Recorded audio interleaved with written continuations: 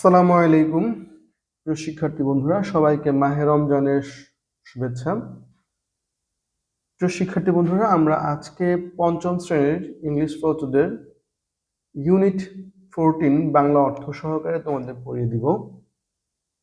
তো আমরা আজকে এই লেসনে বা এই ইউনিটে আমরা চমৎকার একটি স্টোরি বা গল্প পড়ব, যেটি অনেক অনেক শিক্ষণীয় একটি স্টোরি। তো চলো আমরা স্টোরিটা পড়ি। তো আমরা দেখতে পাচ্ছি যে এখানে যে ছবিটা দেখতে পাচ্ছি আমরা একটা খরগোশ এবং একটা কচ্ছপ, তারা হাঁটছে বা দৌড়াচ্ছে। তো আমাদের স্টোরিটার নাম হচ্ছে the hare and the tortoise. Hare মানে হচ্ছে খরগোশ আর টর্টয়েস মানে হচ্ছে কচ্ছপ।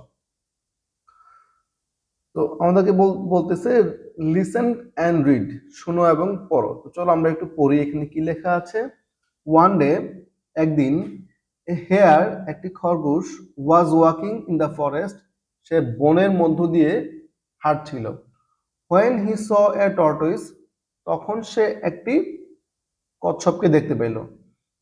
The hare was the fastest animal in the forest, আর খরগোশটি ছিল বনের মধ্যে সবচেয়ে দ্রুতগামী প্রাণী, সবচেয়ে বেশি জোরে দৌড়াইতে পারে বা সবচেয়ে স্পিডে চলতে পারে।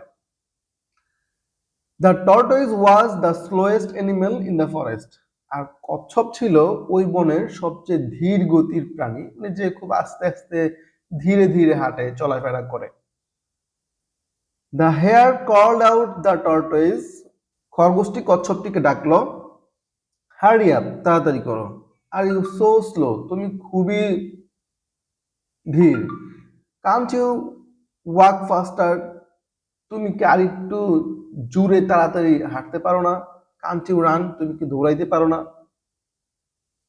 The tortoise felt angry and said to the hare, আর টর্টয়েসটা খুবই রেগে গেল এবং সে মানে কচ্ছপ খুবই রেগে গেল খরগোশের কথা শুনে।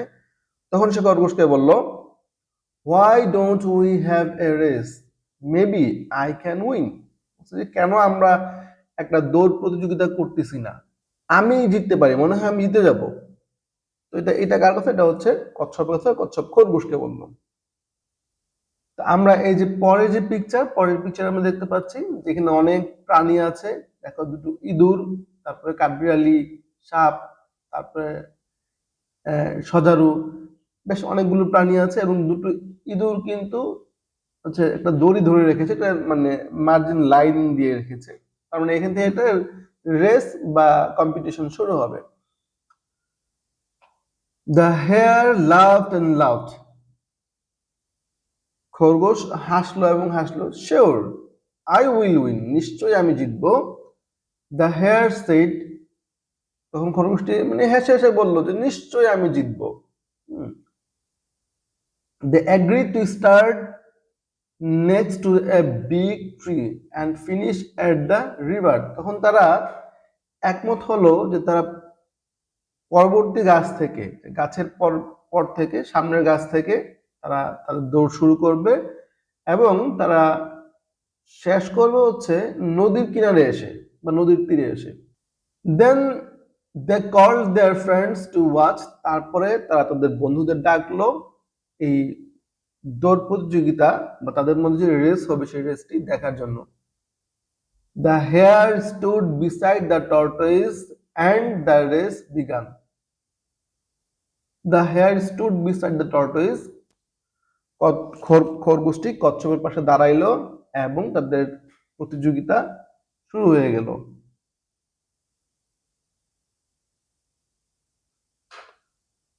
The hare ran quickly. In a few minutes, the hare was out of sight. খরগোশটি খুবই দ্রুত দৌড়াইলো এবং অল্প কয়েক মিনিটের মধ্যেই সে চোখের দৃষ্টির বাইরে চলে গেল বা চোখের আড়ালে চলে গেল। The hare said to himself, তখন খরগোশ তার নিজেকেই বলল, the tortoise is very far behind. কচ্ছপ তো আমার থেকে অনেক পেছনে। I can see the finish line, আমি ফিনিশ লাইন দেখতে পাচ্ছি। ফিনিশ লাইন হচ্ছে যেখানে যে তারা দৌড় শেষ করবে সেটাকে ফিনিশ লাইন বলা হয়। যে I can see the finish line, আমি ফিনিশ লাইনে দেখতে পাচ্ছি। I have time to nap, আমার কি একটু জিরানোর বা একটু বিশ্রাম নেওয়ার সুযোগ আছে। Soon the hare was asleep under a tree next to the path. তো তারপরে খরগোশ কি করলো, তারপরে খরগোশ গাছের রাস্তার পাশে একটা গাছের নিচে সে ঘুমিয়ে পড়লো। The tortoise walk steadily. অন্যদিকে যেই কচ্ছপ ছিল সেই কচ্ছপ দৃঢ়ভাবে হেঁটে যাচ্ছিল, অন এন্ড অন, মানে সে দৃঢ়ভাবে হেঁটে যাচ্ছিল। He did not stop soon, he did not stop, সে হাঁটা থামাইল না। Soon he passed the sleeping hare, অল্প সময়ের মধ্যেই সে কি ঘুমন্ত খরগোশকে পার করে চলে গেল। The hare slept for an hour, আর খরগোশ প্রায় 1 ঘন্টা যাবৎ ঘুমাইলো। When he finally woke up, যখন সে সবশেষ যখন সে তার ঘুম থেকে উঠলো, he looked at the finish line, সে ফিনিশ লাইনের দিকে তাকাইলো। He could not believe his eyes, সে তার চোখকে বিশ্বাস করতে পারছিল না।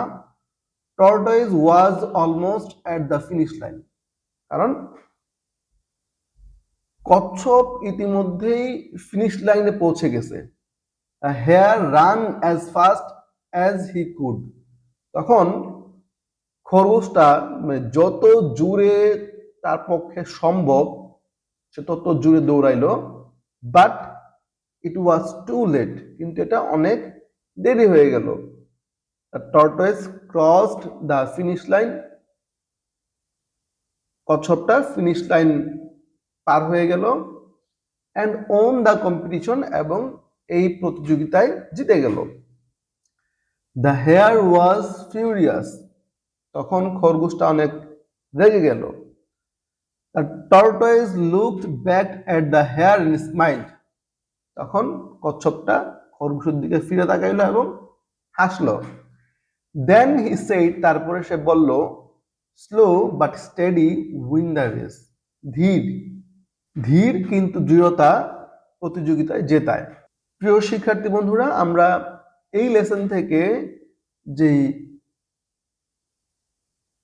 শিক্ষাটা পেলাম সেটা হচ্ছে যে আমরা যদি আমাদের কাজে স্থির থাকি, আমরা যদি আমাদের কাজে প্রতিজ্ঞাবদ্ধ হই, আমি যত দুর্বলই হই না কেন আমি সেখানে সফল হব। তো এই লেসনে আমরা বেশ কিছু নতুন ভোকাবুলারি বা শব্দের অর্থ আমরা দেখেছি, সেগুলো একটু শিখে নিই। এখানে আছে হেয়ার, হেয়ার মানে হচ্ছে খরগোশ। ফরেস্ট মানে হচ্ছে জঙ্গল। টর্টয়েস মানে হচ্ছে কচ্ছপ। এনিমেল মানে হচ্ছে পশু পাখি।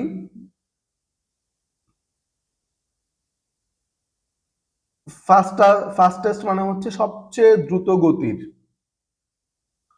স্লোয়েস্ট মানে হচ্ছে সবচেয়ে ধীর গতির।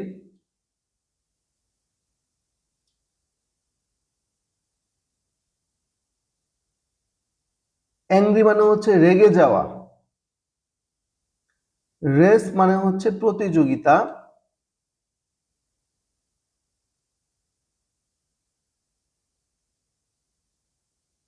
অ্যাগ্রি মানে হচ্ছে একমত হওয়া।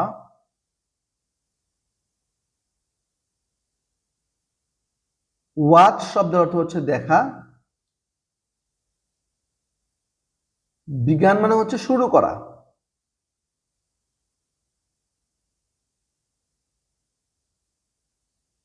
বিহাইন্ড শব্দের অর্থ হলো পেছনে। ন্যাপ মানে হচ্ছে ঝিমানো বা বিশ্রাম নেওয়া।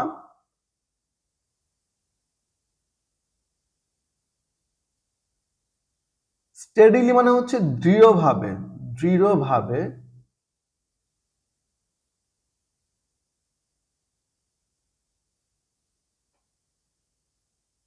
বিলিভ শব্দের অর্থ হচ্ছে বিশ্বাস করা।